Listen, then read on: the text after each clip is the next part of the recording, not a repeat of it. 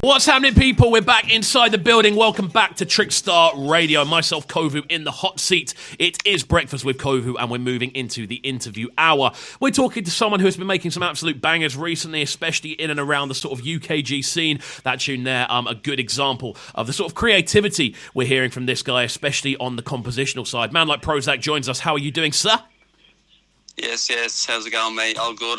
Thanks for having me on. It's great to have you on, man. Obviously, we've been kind of watching what you've been doing in regards to the sort of sounds and the sort of direction you've been going in, which is obviously, as we were just saying, really, really creative, and you're putting a really kind of unique spin on that kind of garage sound. And obviously, we kind of got in contact over this fantastic remix that we've got on the playlist right about now. Obviously, the Giroux Vandal recreation of Obsessive.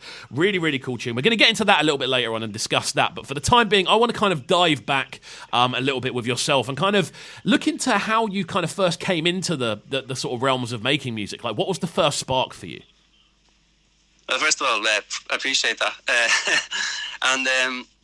So for me, I started making garage about 2 years ago. After I seen Conductor in Dublin. That was my first rave I went to. And I just started making garage from then on. I was just like really inspired from the energy of it and basically just the whole vibe of being in the rave. And yeah, so that was about it. Oh, amazing, man. So prior to that, like, had you been a fan of the sound? Like, what was the thing that got you to the Conductor rave in the first place? Yeah, so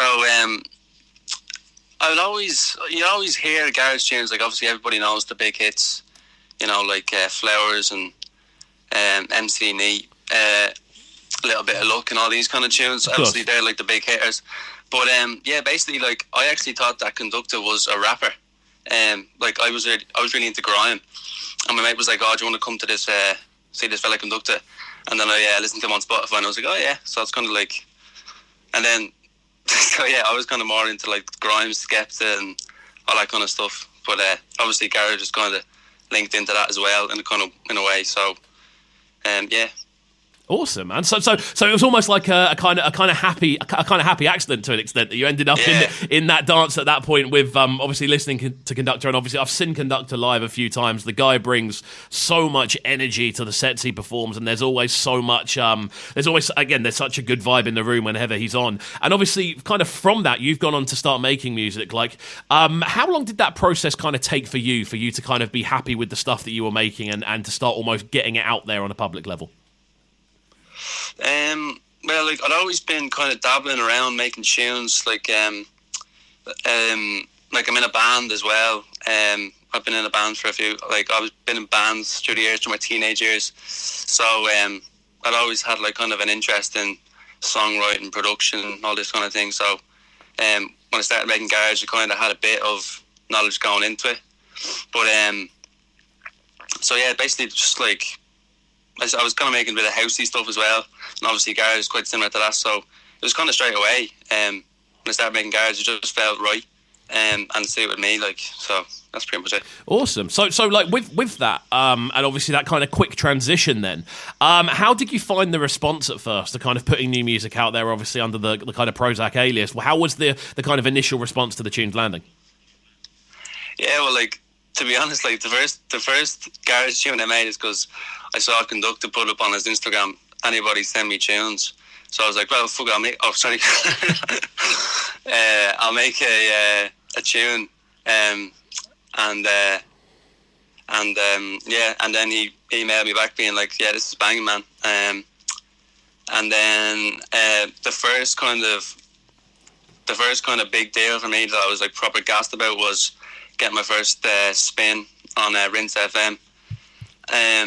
And then I was like, oh, so I actually, I'm actually a decent, my music is actually getting a bit of exposure. So that was like the first time I was like, all right, I'll proper get into this now. Amazing. So it really, really was a case of, you know what, I'm going to make something. It's landed. People like it. Let's kind of roll with it more than anything else. Yeah, exactly. Like, seeing the reaction from the tunes that I've made, like. Wicked, man. I mean, it's such a cool story to kind of hear, and obviously with garage being, to an extent, I feel, very much a buzz genre in the UK at the minute, across the UK. Obviously, kind of being in Ireland, has there always been that similar kind of buzz around the sounds? I mean, yes and no. I mean, I feel like for over here, it's like techno.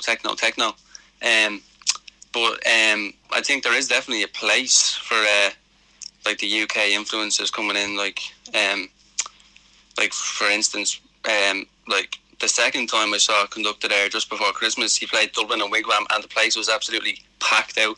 Like the most packed I've ever seen that Wigwam basement. So there's definitely a place for it over here, I'd say. Definitely, yeah. No, it sounds like it, and the thing that I'm seeing more and more is kind of the UK artists heading over that way and getting a lot more involved with stuff. Because obviously, from over here, I'm based down in Brighton, as is Trickstar. So my kind of impression of kind of Ireland has always been very kind of very techno influenced and also very hip hop influenced as well. From the sort of understanding, there seems to be quite a strong hip hop scene from what I've seen, anyway. Yeah. So it's interesting to see how that garage wave kind of hit so instantaneously, and then obviously you've been on the roll since then. You've been making music. I believe you were involved in the Kiwi Cup as well. Yeah, that was really good. That was a really good opportunity, really. That Conductor, shout out Conductor, that they did making that Kiwi Cup, because it was a good chance for people like myself who aren't industry, whatever you want to call it, planted people to get an opportunity to show their production and skills and all that. So definitely, it was man. really I mean, cool. how did you find working in that sort of high pressure environment? I'm assuming it was quite a high pressure environment, being like there being such a quick turnaround on the tunes. Yeah, that was like the biggest challenge for me. But luckily enough, like I kind of make tunes really quick anyway. Like I don't really spend too much time. Like probably should really cleaning it up, but that's just the way I do. I just get bored really quickly, so it actually kind of worked well for me with the quick time frame. Like, sick. Yeah, no, I know exactly what you mean. Sometimes you can spend sort of hours and hours and hours making tunes, and it just being like, this shouldn't be taking this long. It's draining the energy out of me. You want to kind of get things finished exactly. and get them out there very quickly. I completely feel that. So what we're going to do next is we're going to move forward slightly and get into one of the tracks you've brought forward for today. A tune we do currently have on the Trickstar radio playlist. It's a wicked remix from yourself of Obsessive by Jeru Vandal. The original's great. How did this one come into being? Because it's such a kind of perfect fit sound-wise. Yeah, so basically when I got asked to do it, I was already aware of Jeru Vandal, so I was like, I definitely jumped at the chance of doing it, and it was really good to work with, because obviously there's like a lot of stuff going on. I really like working with a vocal as well, so yeah, it was perfect for me. Definitely. I mean, with especially the kind of garage sound that you're working in, which is obviously very creative and very forward thinking, but still with a lot of kind of strings attached and a lot of things pulling on those original sort of nostalgic garage vibes. The vocals are so important, I feel. Yeah, 100%. Like vocals for me is like the first thing that I go to when producing, like, because I feel like it kind of just sets the vibe of the track kind of thing. Just looking back at it now, after I made that tune, I was like, I should have done a UK funky. That would have been pretty sick as a well, maybe we'll hear it in the long run. You never know. Maybe we'll end up getting it out of you at some point. Right then, we're going to crack on with this one right about now. We are live on Trickstar Radio. Prozak is in the building. One time, what is the best social media tag for people to get hold of you on? So my socials, it's Prozak, which is Prozak with a K at the end, not a C, and then Dub, D-U-B. That's me on Twitter, Instagram, Facebook, all that kind of thing. Amazing stuff. Let's crack on with this one. Don't go anywhere. This is Breakfast with COVID, bringing you their morning flavours on Trickstar Radio. Trickstar Radio.